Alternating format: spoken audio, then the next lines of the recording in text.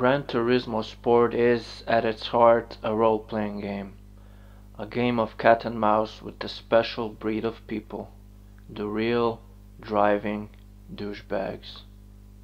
Ah yes, the strait of unhappiness, where slipstream is ice cream and people like to lick stamps.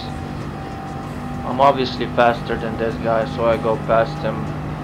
I brake at my normal braking point, and this guy just does that, decides to come across the racing line, give me a little bump, have the audacity to congratulate me after the race. Look at this marshmallow looking mental giant. It's lap 1 of lap 3, the race has just started, and the Greek freak show here decides to flex his elbows a little bit.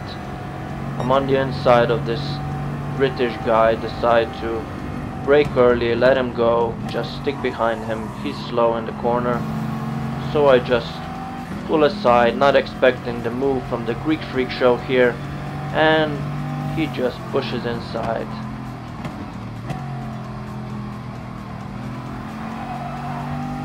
Can't avoid that, and here he displays his racing ability a little bit by grazing the wall and just continuing on. But on the last lap, pretty much the situation is now reversed. I'm behind him. I could have pushed him, but decided to back off and watch the madness unfold. He displays his racing ability by slamming the wall, and then slams me into the wall and just continues on GG like nothing happened, and goes on to be the best driver the Gran Turismo Sport series has ever seen. Just a few corners later, when they're forest elbow, I get a little nice present from behind, just a little bump. The guy goes past me, no problem. I decide to let him go and just stay in the slipstream for a little, because I'm using the Veyron and it is an OP car in the straight line, so I don't even need his slipstream, even though he has it from the car in front. I decide to go left to get the inside line. The guy is pretty respectful, brakes at his normal racing point, no contact there, nice racing, and then this guy just decides to cut across on the racing line by making a mistake. I get a little bump, which was nice, but after this, just licking the stamp, Verstappen-esque, getting the P10 and a nice abundance of points. GG, greatest game ever created. But we should always save the best for last. Next race, at Forest Elbow again, just a nice little smack.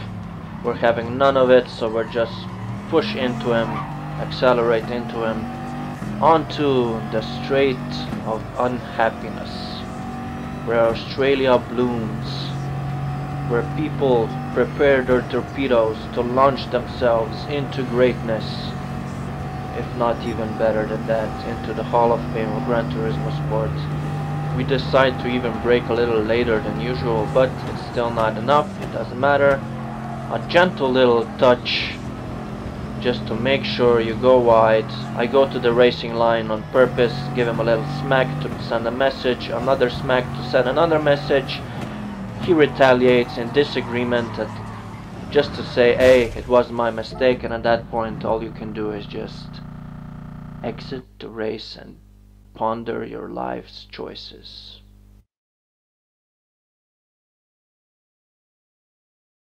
Gran Turismo Sport is more than a racing game.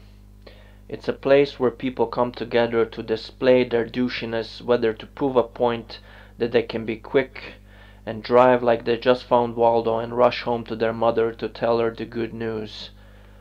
Gran Turismo Sport is not a game. It's a proper sit on the couch and talk about your feeling experience, where you either go mad or are already insane.